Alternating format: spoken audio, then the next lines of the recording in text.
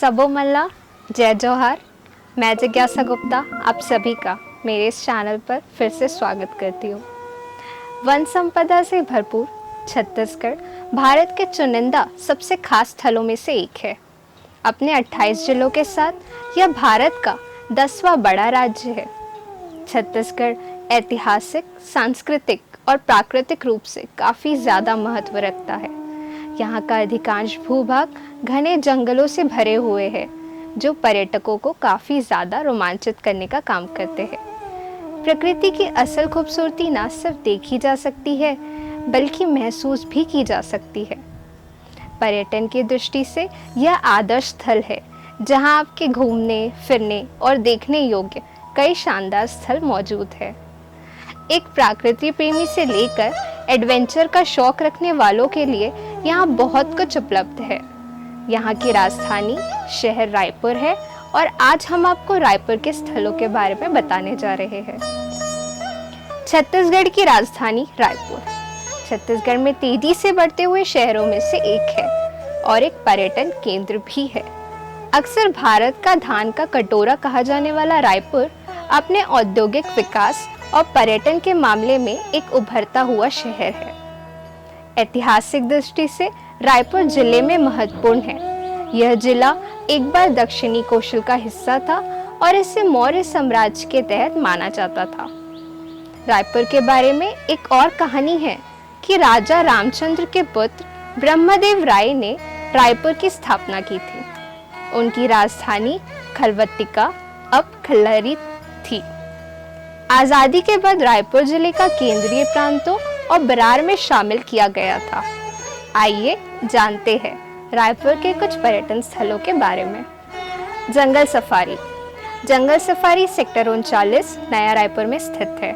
नया Raipur Raipur railway station के लगभग 35 किलोमीटर और स्वामी विवेकानंद हवाई अड्डा रायपुर से 15 किलोमीटर दूर है। इसमें 130 एकड़ का खांडवा जलाशय नामक जल निकाय है, जो कई प्रवासी पक्षियों को आकर्षित करता है।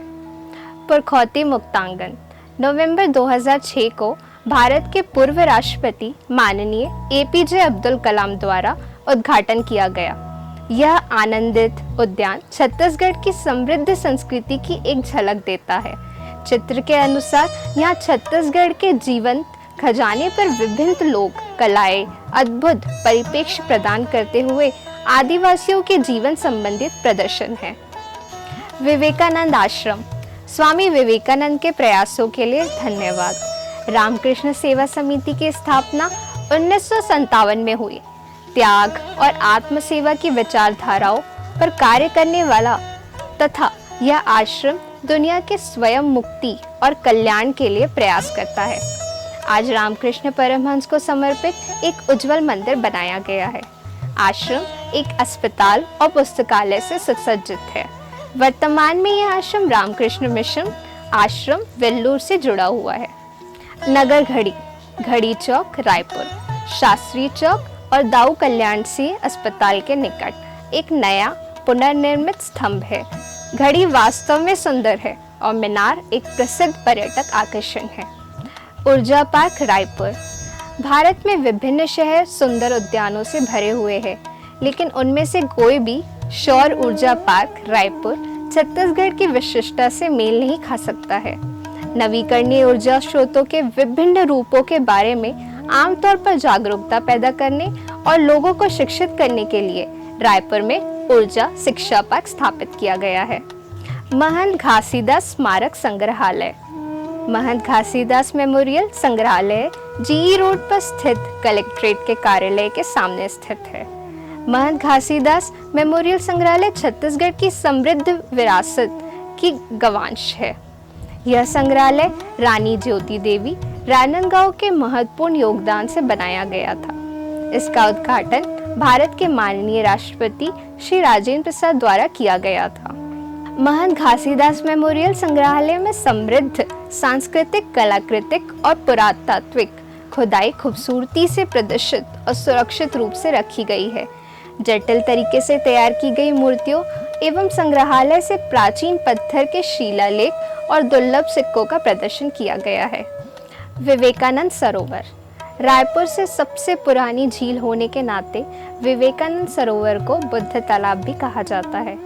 महापुरुषों का कहना है कि बुद्ध देव आदिवासियों के प्रतिष्ठित देवता थे और यह तालाब उनके लिए समर्पित है। झील के बीच स्वामी विवेकानंद की 37 फीट की उच्च प्रतिमा का निर्माण किया गया है। दूधाधारी मंदिर 17वीं शताब्दी में निर्मित दूधाधारी मंदिर रायपुर से सबसे पुराने मंदिर में से एक है। मंदिर में प्राचीन रहस्यवाद भगवान राम भक्तों को आकर्षित करते हैं।